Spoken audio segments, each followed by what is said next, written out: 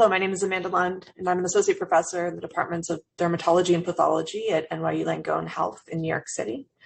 And I'm excited to have the opportunity to share today with you the work that we're doing investigating the role of the tumor microenvironment in mediating immune suppression, and in particular present to you some data focused on the dermal lymphatic vasculature, which we think is a really critical and dynamic component of this immune suppressive tumor microenvironment. I have no conflicts of interest to disclose. And so, like many of you, we're very interested in understanding how to activate and mobilize anti-tumor immune responses for the benefit of the patient.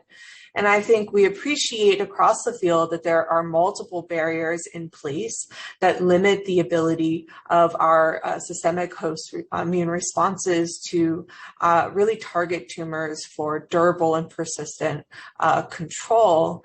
And these include, first, the ability to actually activate an antigen-specific adaptive immune response during tumor development and in response to therapy.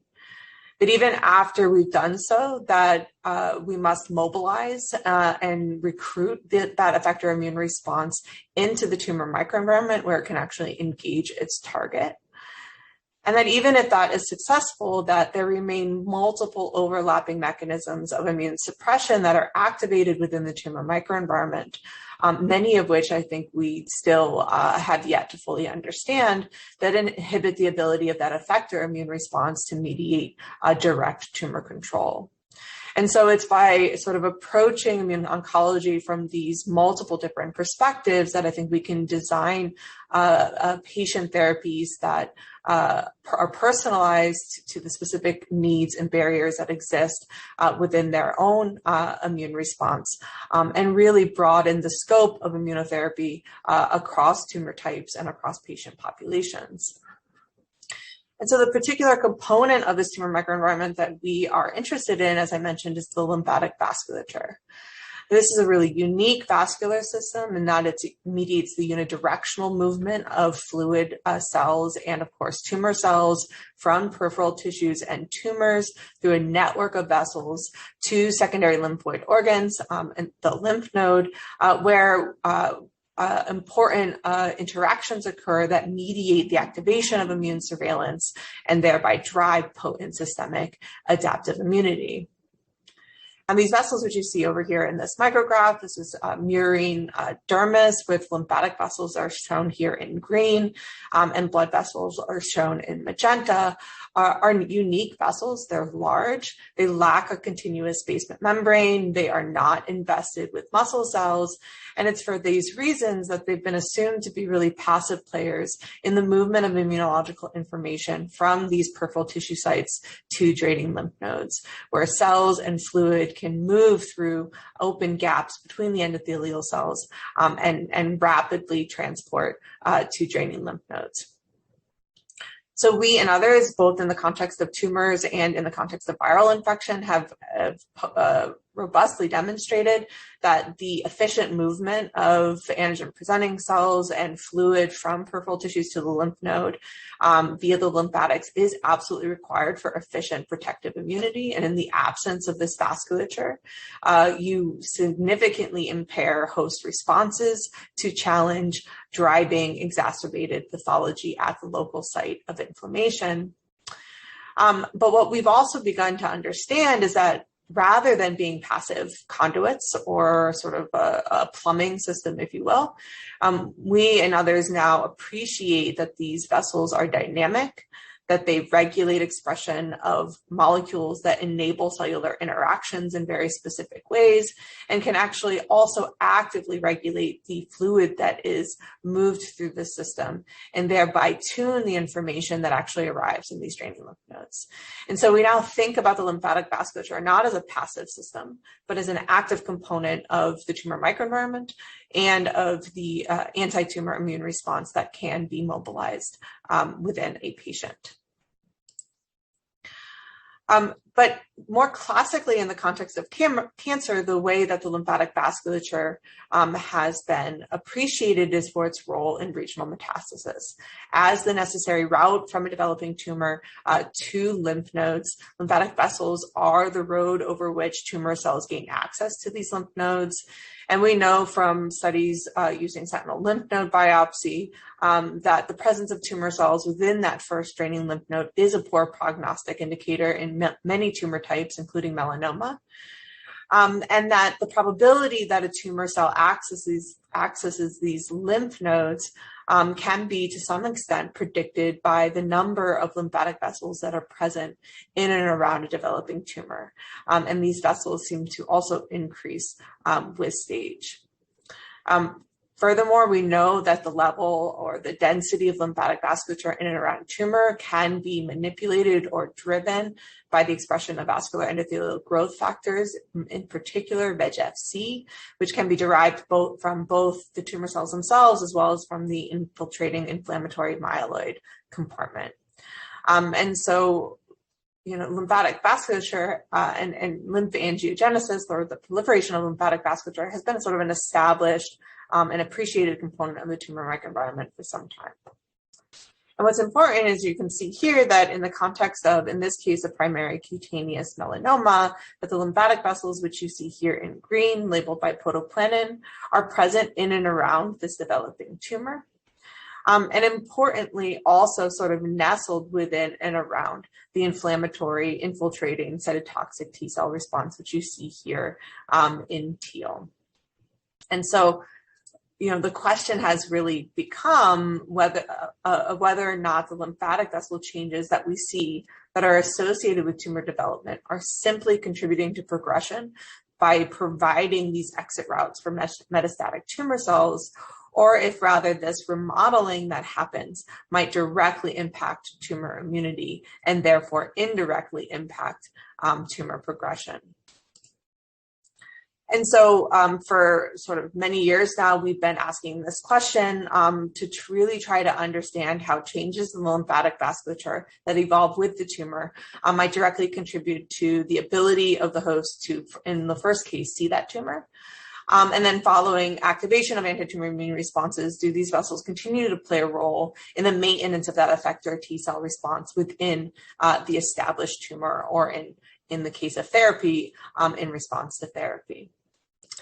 And what we have shown is that if you overexpress that lymphangiogenic factor, VEGF-C, that you do increase immune surveillance. You facilitate transport of antigen-presenting cells and antigen to lymph nodes to activate T cell responses. But as a result of this new activation, you also activate multiple overlapping adaptive mechanisms of immune suppression.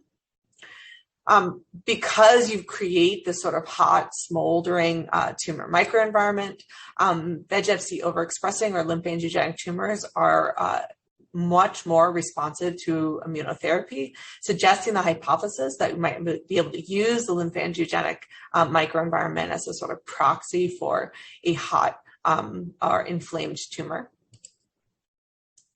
What we are now showing in the lab in unpublished work is that once antigen-specific T cells do accumulate within the tumor microenvironment, that a subset of these T cells actually simply exit right back out, and they do so through the lymphatic vasculature. And the molecular mechanisms that regulate this process may provide new checkpoints to regulate T cell retention and effector function within the tumor. But finally, what I want to talk to you about today is that we also know that in the context of these hot or inflamed tumor microenvironments, that lymphatic endothelial cells that line these capillaries themselves are very responsive, that they sort of switch their phenotype as a function of the accumulation of cytotoxic cytokines such as interferon gamma, and that when you decouple the crosstalk between the lymphatic vasculature and the infiltrating cytotoxic T cell response, you can actually improve tumor control. And so that's what I want to show you today. And to really drive home this idea that lymphatic vessels are not simply required for immune surveillance, but that also continue to contribute to the ongoing immune response, we did this sort of proof of principle experiment using viral infection in mice, either wild type or that completely lack dermal lymphatic vessels.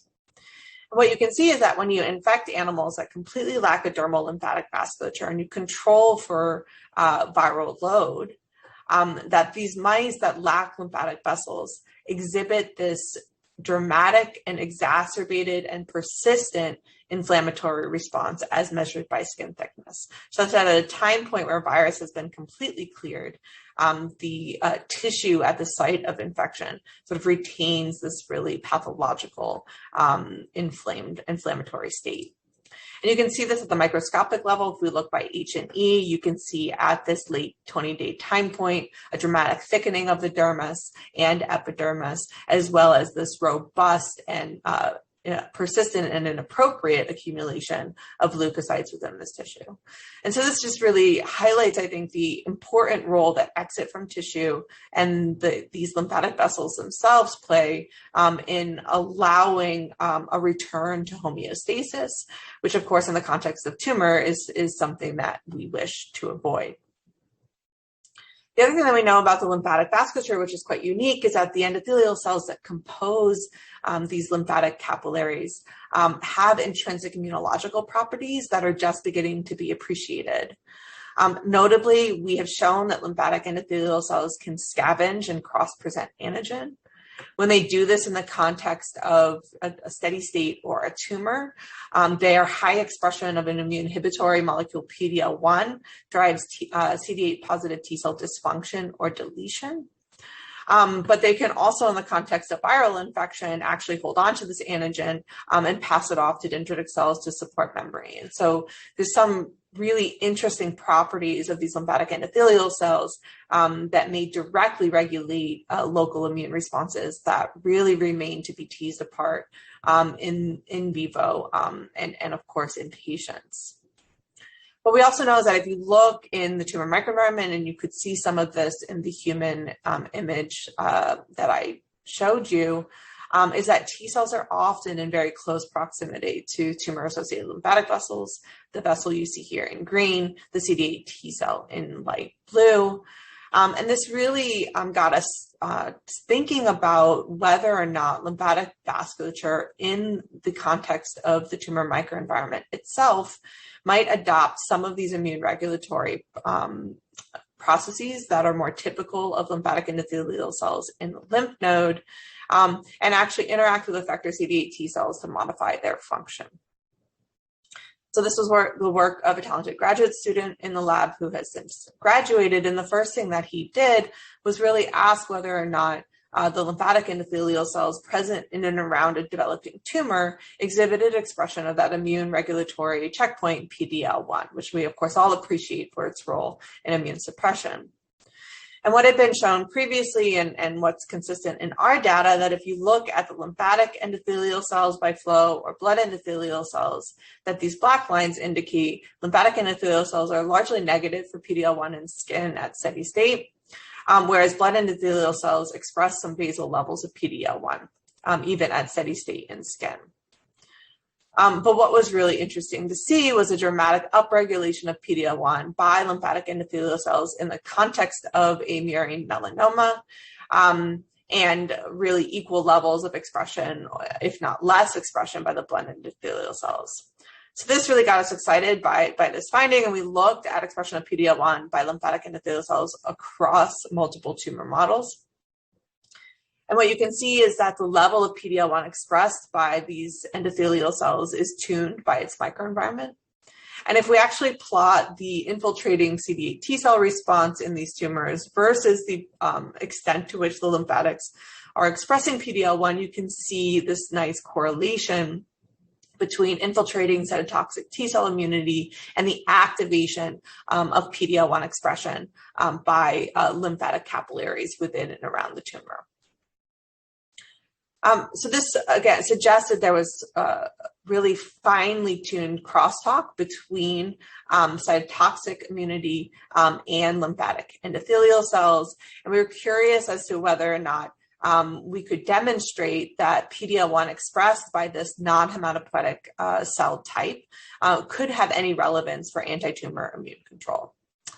And so what we did is we performed similar experiments as have been done in the context of chronic LCMV, where we generated bone marrow chimeras such that mice were either wild type, expressed PD-L1 on both their hematopoietic and non-hematopoietic cells, transferred wild type bone marrow into PD-L1 knockout mice such that their hematopoietic cells were proficient in the expression of PD-L1, but all host cells, including the endothelium, would be negative for PD-L1.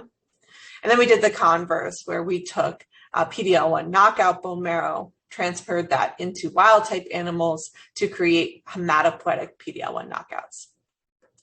In our initial experiments, we used the B16F10 murine melanoma, which is a poor responder to single agent immunotherapy, and we did not see a significant change in tumor growth in these chimeras.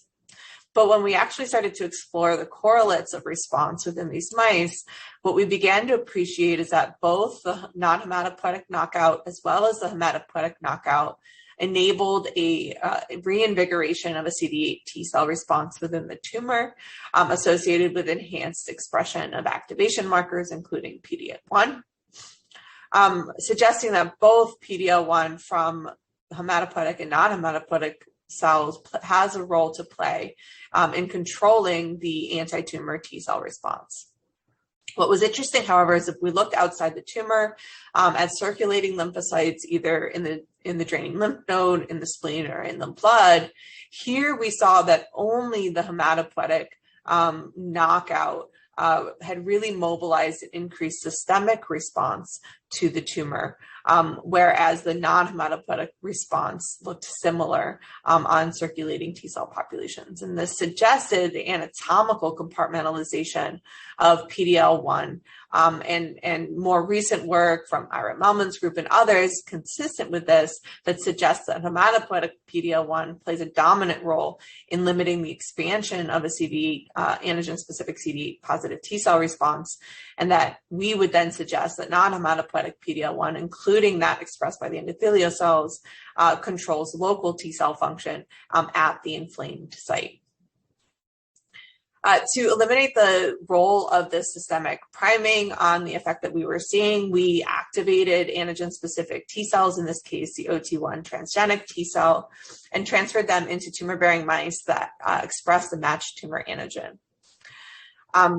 What we saw is that when we do this, these T cells, of course, accumulate within the tumor microenvironment directly and exhibit improved tumor control over wild-type mice in both the non-hematopoietic and hematopoietic compartment, providing more direct evidence that PD-L1 expressed by non-tumor, non-hematopoietic cells directly in the tumor microenvironment play a role in limiting tumor control. As I mentioned, the B16F10 is really poorly responsive to single-agent immunotherapy, and so we started using a more immunogenic murine melanoma, the Yemmer 1.7, which is potently responsive to single-agent checkpoint blockade. And now when we transplant these tumors into mice with a non-hematopoietic PD-L1 knockout, you can see spontaneous and persistent tumor control initiating around 10 to 11 days post-tumor transplant. Again, altogether providing a important evidence that non-hematopoietic PD-L1 limits local effector T cell function. So we were curious as whether or not this was tumor specific, or if rather lymphatic endothelial cells are responsive to cytotoxic immunity across various different types of microenvironments, and therefore might contribute to the tuning of effector function more broadly. And so to do this, we looked at lymphatic endothelial cells by flow cytometry in skin that was infected with vaccinia virus, in skin where we had activated a delayed type hypersensitivity response, or in skin where we had activated an imiquimod-based model of psoriasis. And what you can appreciate in these red lines is that in all three cases, lymphatic endothelial cells exhibit a dramatic upregulation of PD-L1 within this inflamed skin specifically, and not within other contralateral or adjacent normal skin types. Again, suggesting that lymphatics are in some way this really finely tuned switch that are activated by cytotoxic immunity. These models also provided an opportunity to explore the dynamics of this upregulation, and using vaccinia virus as a model, if we looked at blood endothelial cells shown on the left and lymphatic endothelial cells seen here on the right, that really it's between day 3 and day 7 where we begin to see the robust upregulation of PD-L1 on both of these endothelial cell compartments. And of course, this is a time point where we know that the de novo generated antigen-specific immune response activated in the draining lymph node of this infected skin site is beginning to accumulate. Again, really suggesting to us that it's the infiltration of cytotoxic T cells that is activating this response. We tested this directly in tumors and asked whether or not if we mobilized an antigen-specific immune response, could we boost the level of expression of PD-L1 on the lymphatic endothelium, which really links again, this idea that it's the crosstalk between these two components that really matters. And to do this, we used an attenuated listeria-based vaccine that either did or did not express a matched tumor antigen, in this case, ova. When we infect tumor-bearing mice, you can see we drive a really beautiful antigen-specific CD8 positive T cell response systemically and within the tumor only when we have that matched antigen and not when we do not. And what we see is that only when you activate the recruitment of that antigen-specific CD8 positive T cell response and not a bystander generic anti-listeria response do you boost PD-L1 expression on lymphatic endothelial cells. We asked this question in another way. We used an adaptive transfer of OT1 TCR transgenic T cells. And when we look in the microenvironment of tumors being actively controlled by OT1 T cells, you can see this adaptive upregulation of PD-L1 by the lymphatic endothelial cells. And so altogether, this suggests that it's the accumulation and infiltration of specifically antigen-specific CD8 positive T cells that is able to tune the level of expression of PD-L1 on the lymphatic vasculature. So of course, this suggested that interferon gamma was at play, and if we block interferon gamma either in the context of viral infection or in the setting of implanted murine melanomas, you can see that we significantly reduce the level of expression of PD-L1 by lymphatic endothelial cells. And consistent with this, we see that interferon gamma itself ex vivo is sufficient to drive expression of PD-L1 by lymphatics, and it does so in a STAT1 dependent way. So we're using canonical interferon gamma mediated signaling. And so this provided us an interesting opportunity to think about, well, how do we actually decouple the crosstalk between the cytotoxic T cell and the lymphatic endothelium to understand the specific role this adaptation plays in anti-tumor immune responses. And so to do this, we generated lymphatic-specific interferon gamma receptor knockouts. I'm showing you here some proof of principle data using a constitutive live-1 CRE. I will show you data as well with an inducible prox-1 CRE. In both cases, this drives loss of interferon gamma receptor on lymphatic endothelial cells. You can see that lymphatic endothelial cells ex vivo now fail to phosphorylate STAT1 in response to interferon gamma treatment, and as a result are unable to increase expression of PD-L1 in the presence of interferon gamma ex vivo. And so this gives us a really interesting model by which to understand the functionality of this lymphatic response in the context of immunity. And so we decided to look at this in vivo in two different models. First, our viral infection of the skin, and then, of course, in our immunogenic tumors. Because we really hypothesized that lymphatic vessel sensing of interferon gamma was in the first place sort of a common mechanism of response to cytotoxicity, and that in across multiple contexts may play a role in sort of tuning the height of the effector immune response within tissue to enable a rapid and appropriate return to homeostasis.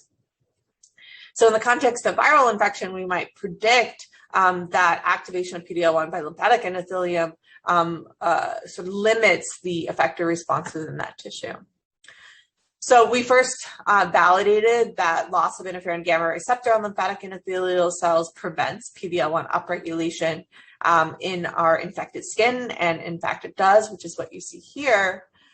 And consistent with our hypothesis and really interesting, what we observed at 10 days post-infection, when viral titers are essentially the same, that we had this dramatic increase in pathology. And you can see an increase in epidermal thickness, you can see an increase in dermal thickness, and what appears to be an exacerbated infiltration of infiltrating leukocytes.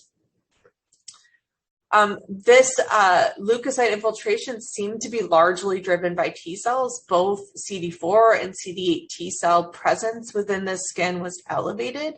And if you look specifically at a viral-specific CD8 positive T cell response, you can see an almost twofold increase in effector CD8 positive T cells within this tissue. And this is really dramatic as the numbers of T cells in these tissue of these animals is already very, very high at this time point.